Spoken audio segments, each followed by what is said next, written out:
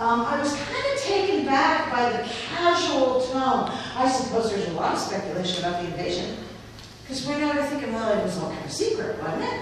You know. But as historians have told me, including Dr. Beulah, everybody knew something was going to happen. Just didn't know exactly when or where, right? But just the way she casually refers to it. I'll read you an expert after D-Day, too, as well.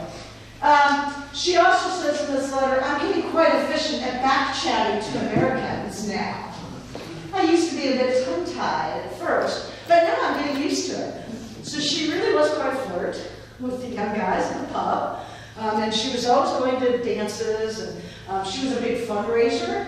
She raised a lot of money for refugees. At one point, she had raised 170,000 pounds in 1944.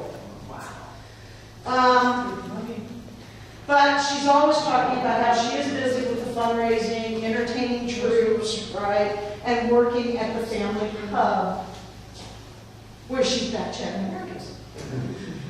So Elsie is on the left, and I'm not sure who the other two people are. So Beulah sends her things all the time, and she's always saying in the letters, you know, I can't wait till the war is over so I can send you something very, very English. I don't know what she sent her. We do have a postage due stamp in the collection on an envelope. So whatever she sent us, she'd pay enough to ship it over. But I'd love to know what it was she finally sent to them. So glimpses into the war. This is in March of 1944. I had a letter from a friend who's working away from home, and he said the first nights the lights were on, he got hopelessly lost because everywhere looked so strange. Quite obviously, we've gotten used to the blackouts, right? So we think about the blackouts, but the reverse, right? Now the lights are on, and we don't know what to do. Later, she goes on to say, blackout is again upon us. 9:30 finds someone trailing around the house from window to window, putting up thick black curtains. Gosh, it gets so stuffy and hot after that. You feel you can't breathe. And in the morning, honestly, you could be like Rip Van Winkle and sleep for years.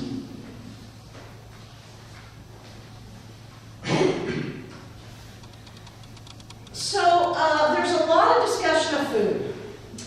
Beulah tells her a lot about the kinds of food that they're eating back here.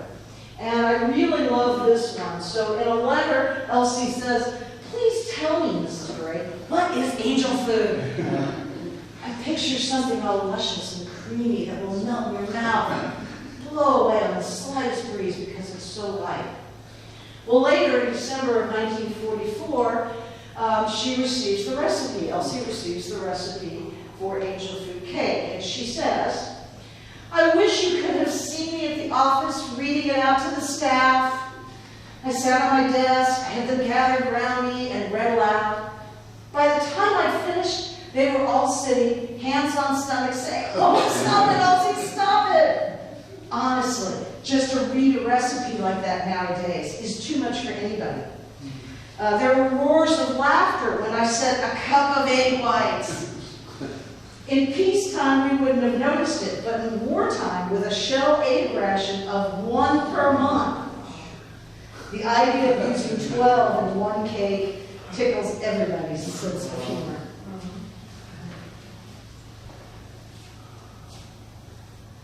And there's Elsie again. These are just some other little excerpts out of her letters. Yeah, your wax are the cat's whiskers. I love that. The cut and style of their uniforms fills us all with envy, and we walk behind them just for the pleasure of admiring them, their stockings, etc. On the back table is a poem that somebody wrote called The Yanks, and I would have read it for you, but there's a couple of words I can't quite make out. But the wax are also mentioned in the poem, right? She also says, my mom sent them over yesterday. She got a package from Beulah. So I had all the excitement of opening the parcel and making the remainder of the patients green with envy. She's in the hospital at this time. And now I'm steadfastly refusing bribes from the nurses and sisters and sublimely ignoring threats of black draught, and the like, of which they say they'll dose me if I don't hand over the goods. She sent stockings and candy to her at handkerchiefs, apparently. So here's a letter that's talking about D-Day, right? Uppermost in your minds, as in ours, will be the invasion. How solemn everyone was when the first news came over the radio. And that, I believe, is how the news was greeted outside. There has been no excitement of any kind. Everyone is moving towards the churches and cathedrals where special services are being held all day. You know, looking back at history, we think of this as this great victory day. And it was, but it was almost a very solemn day. And so it struck me that they're not out in the streets yelling and screaming and shouting. They're in churches, right? Praying and thanking God that this is over. Honoring all the people who had passed on. So now, because I always got to plug my stuff,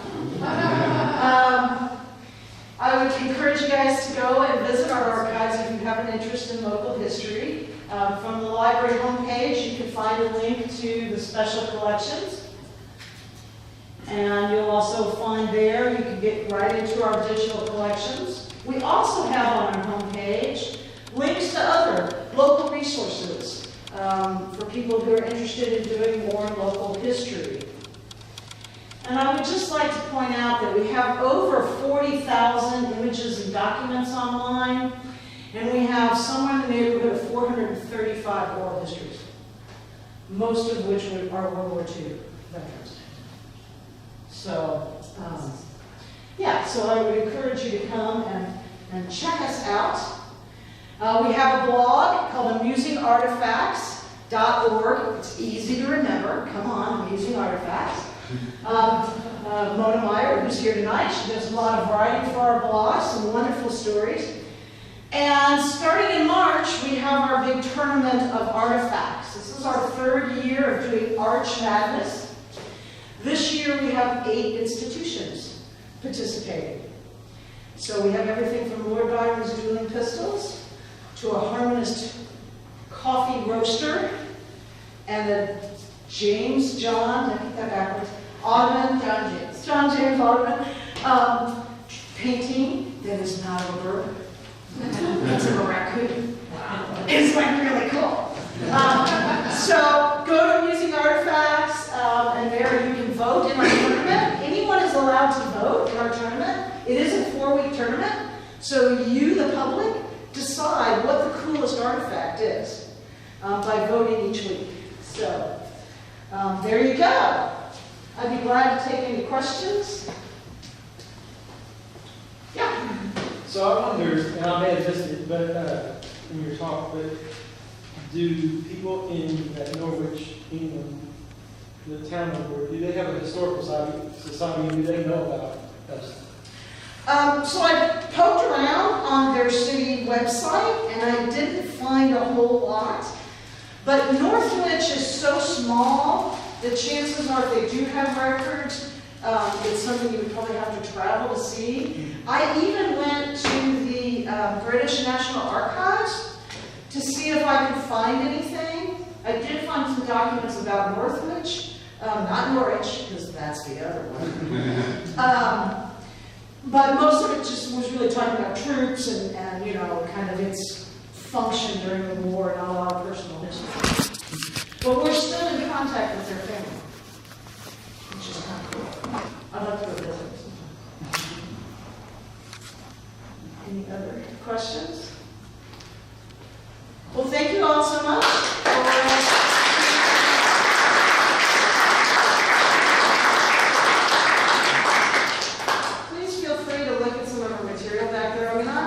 for the surface of this woman's letters.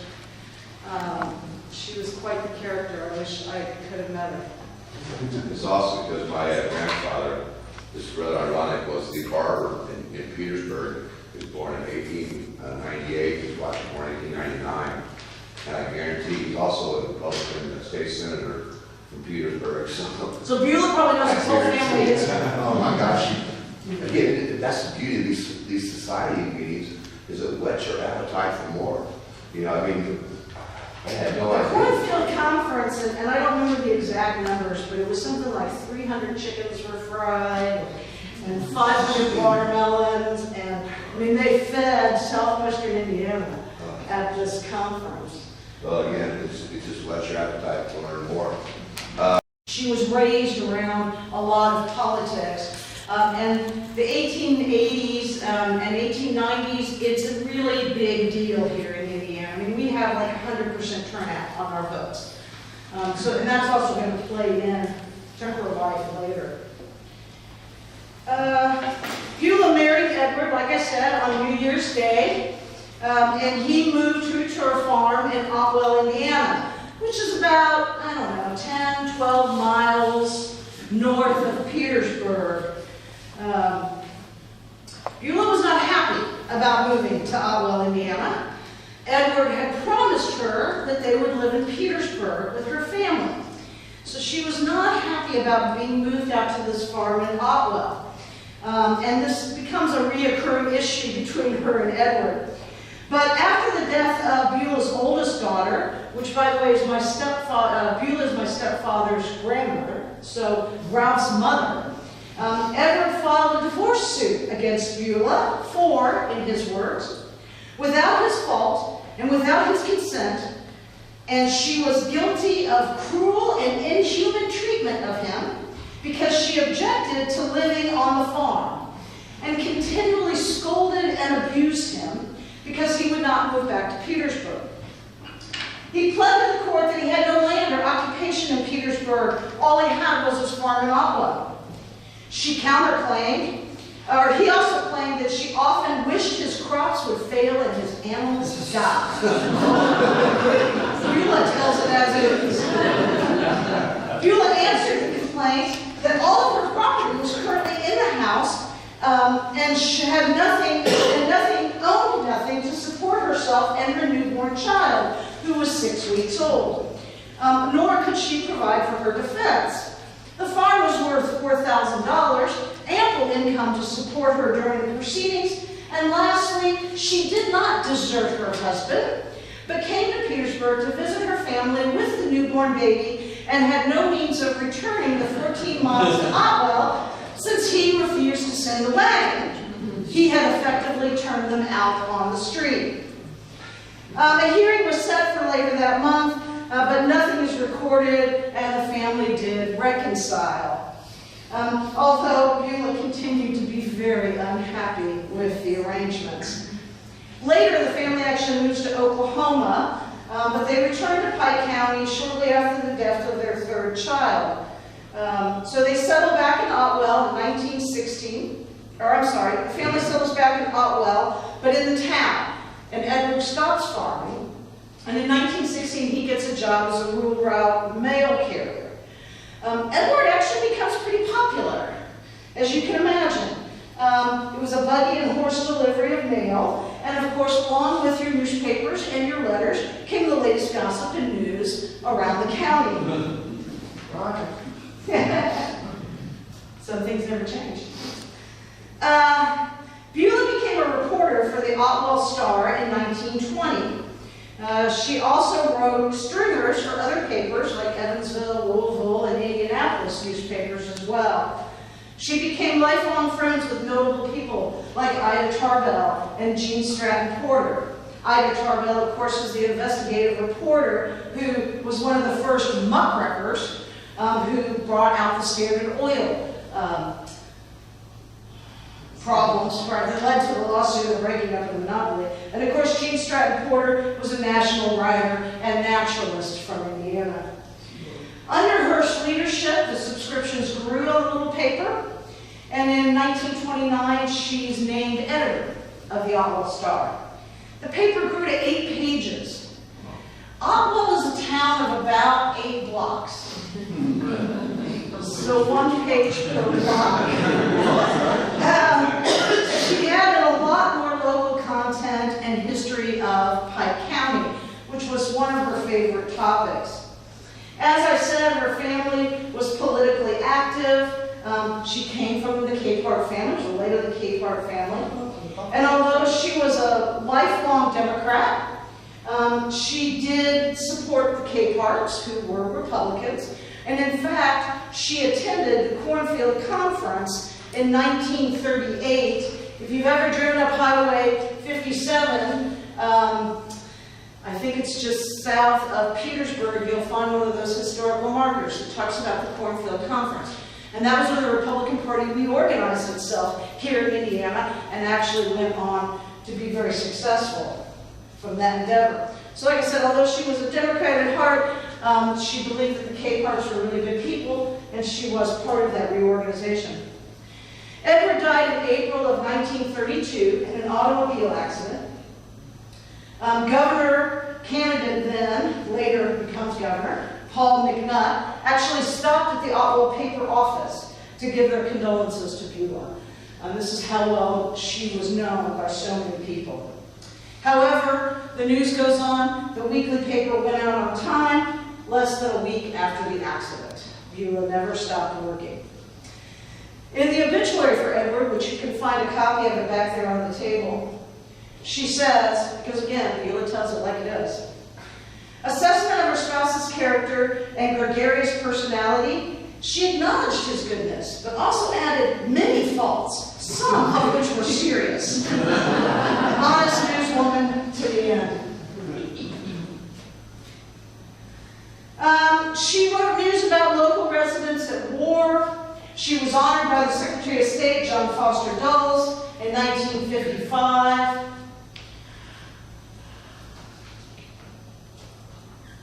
She was a historian. She wrote an early history of Pike County, and that was actually presented to Southwestern Indiana Historical Society in 1927. She also wrote a pamphlet on the National Lincoln Memorial Highway over the Buffalo Trace. She researched the Lincoln family route to Illinois, and later she comments that although her research was found to be more accurate, it was not used due to sinister influences, according to her. She's a woman, and she's an editor of a little paper. Really? A lot of the things she said actually have been later reconfirmed, although she doesn't get credit for it. She also wrote a history of Presbyterianism, say that 3 times fast, in Pike County.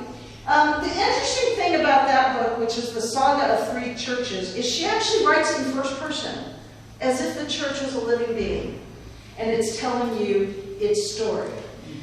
Very unique. She published numerous pamphlets on local history, as well as a biography of Homer Capehart, which she felt was one of the crowning achievements of all of her writing. She was known for her art of letter writing. She wrote to people, corresponded with people throughout all the years. One of the longest known letters she wrote on Christmas Day, which was 25 pages. In there, she actually tells the story about giving the presentation to Southwestern Indiana Historical Society. She resigned from the editor of the Otwell Star just before the end of the war. She later moves to Evansville, and she works as a house mother at the Memorial Baptist Hospital in Evansville. She wanted to continue to take care of her boys, as she always referred to it. She died in April of 1964. U.S. Senator Homer Capehart was the first to sign her book at her memorial service. When World War II starts, Beulah takes it upon herself to correspond with every boy who goes to war from Pike County. She also sends them copies of the newspapers. And soon her letters became so popular when they would read their letters, in their platoons or their groups, other people started writing her and asking her to write them. At one point, she has over 150 people that she's corresponding with on a regular basis. She never asked for anything but patches. She said, if you would send me one of your insignia patches, And I will continue to send you newspapers as it goes along. She took great pride in showing these badges to visitors. She would not only tell you the person who sent it to her, when they sent it, but most likely she would tell you the entire family's history as well. The Hoosier soldiers loved to receive her chatty, newsy letters. This is one of the soldiers writing about her correspondence. And they eagerly responded to her request for unit patches. An example of her diligence in this activity is suggested by her apologetic note to one soldier about the brevity of her letter. On Thanksgiving Day in 1944, she wrote, "Today I have been addressing Christmas greetings to all the boys in service on my mailing list, about 150. But she admitted, I can't do what I did at first and write personal greetings on each card. I only write to those I know best now." She also corresponded with an Englishwoman named Elsie Whitehurst. A soldier from Otwell had been stationed in England, where Elsie lived, and he suggested that they should correspond. Elsie was very keen to work on her Americanisms, and we'll hear more about Elsie after we talk about the badges. So let's take a look at some of the wonderful people and badges that she received. My boy Joe. Joe Harris was a boy who grew up there in Petersburg. He knew her his whole life, and they were lifelong friends. He sent at least 30 patches, possibly more, right? These letters were drawn, these envelopes were drawn by Joe, and you can see copies of them on the back table as well. Here, in one letter from Joe, and this will give you a sense of the letter writing. So it says, "I saw in the star where another boy had sent you a soldier patch." I can't say it. "I now have about 20, and I hope you'll find it interesting as I do." He goes on to say, "I have my own footlocker, and I have glued them in the top of the lid. All the fellows enjoy the new one as much as I do. We have a new outfit in camp, so I may be able to send you one of its patches soon. A tank destroyer."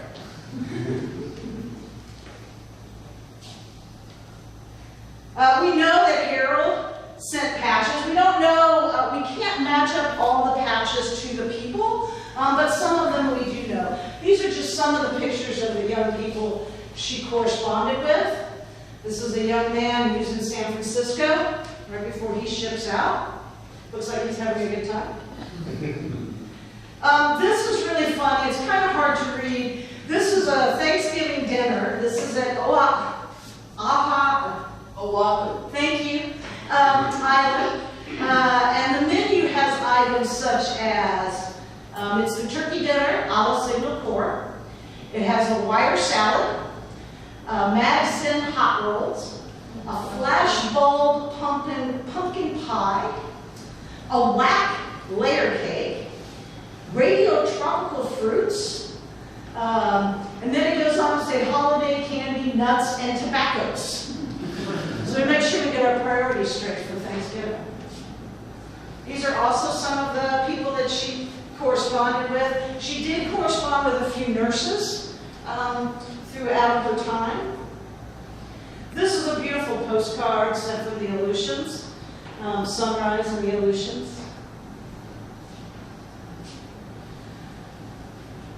So this is a letter to Joe, or from Joe to, this is a letter to Beulah from a woman named Dot Oglesfarb. Her husband, I think, had died in the war, and Beulah, of course, had sent a condolence letter to her. And this is a letter that Beulah received back from her. Although I've had to throw away many of the letters and cards of condolence, I have kept the letter from you and frequently reread it. Thank you so much. I'm enclosing an insignia of Bernie's. It's the kind worn by the radio men in the Air Corps. So even after she was still having an influence. Again, another example, this is a letter that she's written to Joe, where she's talking about her different, he's thanked her for something, and so she responds, I owe the thanks to you for that beautiful tribute at the end of your letter. I do hope I'm a good soldier always. He had written that how much influence her letters were having on the troops and the soldiers, and how much pleasure they were taking out of the local news. So these are some of the patches.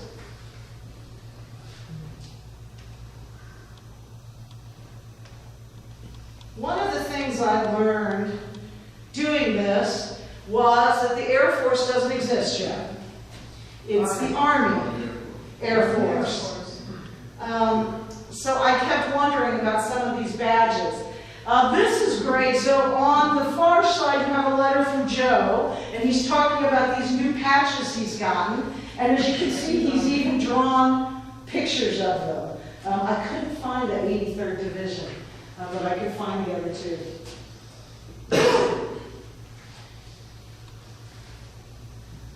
These patches are all unique. They're all different. There's a lot of symbolism in these patches.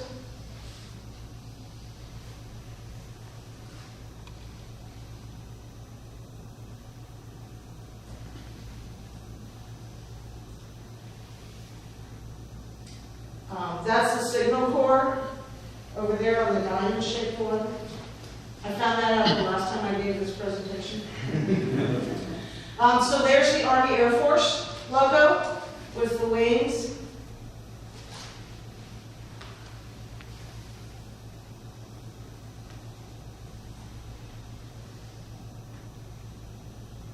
The Air Transport Command one, it looks so modern to me. It doesn't look 1940s. It looks 1960s to me. So the Alaska Defense Command is one of my favorites. It's probably one of the most unique ones that we came across as well.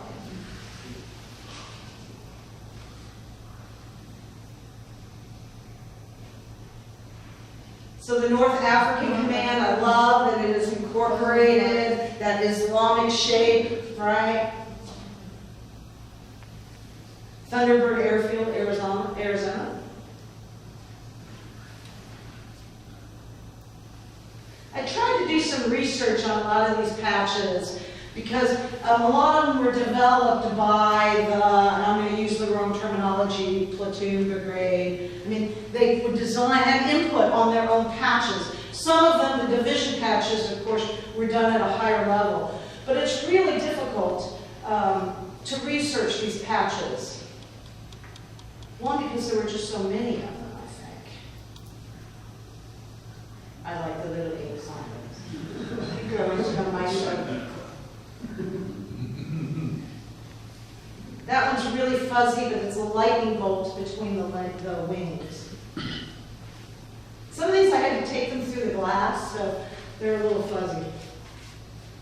That one's really fuzzy. That's the engineer corps.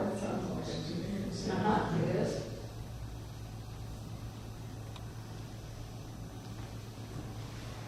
There they are laid out on the table before they're mounted.